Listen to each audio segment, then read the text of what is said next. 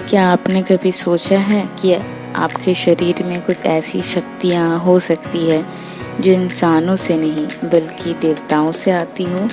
कुछ वैज्ञानिक और आध्यात्मिक सोच कर मानते हैं हमारे डीएनए में छिपा है एक ऐसा रहस्यमय कोड जो हमें सामान्य इंसान से ऊपर उठा सकता है।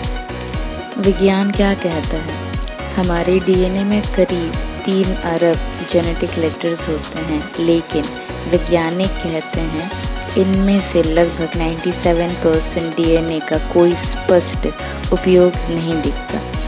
इसे ही कहा जाता है जंक डीएनए। लेकिन क्या ये सच है, बेकार है, या फिर किसी ऐसे रहस्य से छुपा बैठा है जो इंसान के द्वारा उत्पत्ति की ओर इशारा करता है?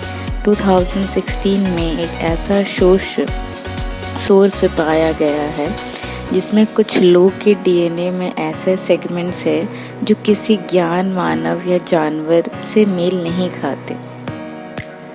धर्म और पुराण क्या कहते हैं? हमारे वेद और पुराणों में कहा गया है कि देवता कभी धरती पर आए थे। उन्होंने मनुष्य के साथ संबंध बनाए और कुछ खास वंशों की शुरुआत हुई। महाभारत और रामायण में ऐसे कई पात्र हैं जिनका जन्म द्वारा और मानव का मिलन बताया गया है, जैसे भीम, कर्ण, हनुमान। क्या ये सिर्फ कहानियाँ हैं या फिर जेनेटिक इतिहास का संकेत? आध्यात्मिक दृष्टिकोण। योग और ध्यान में कहा जाता है कि मानव शरीर में 7 चक्र और 33 कोटि देवताओं का वास होता है। क्या ये एक प्रतीक है या फिर डीएनए के अंदर छुपी हुई ऊर्जाओं का आध्यात्मिक विवरण? जब हम जाप या मंत्र करते हैं तो ध्वनि तरंगे डीएनए का प्रभावित करती है।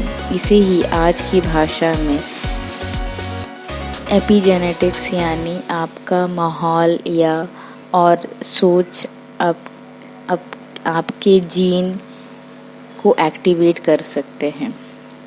सवाल जो सोचने पर मजबूर करे। तो अगली बार जब आप ध्यान से बैठे तो सोचिए, क्या आप केवल इंसान हैं या कोई ऐसे विश्व जिसके भीतर छिपी है देवताओं की चिंगारी? शायद आपके डीएनए में वो शक्ति है जो पहाड़ हिला सकती है, बस ज़रूरत है उसे जगाने की।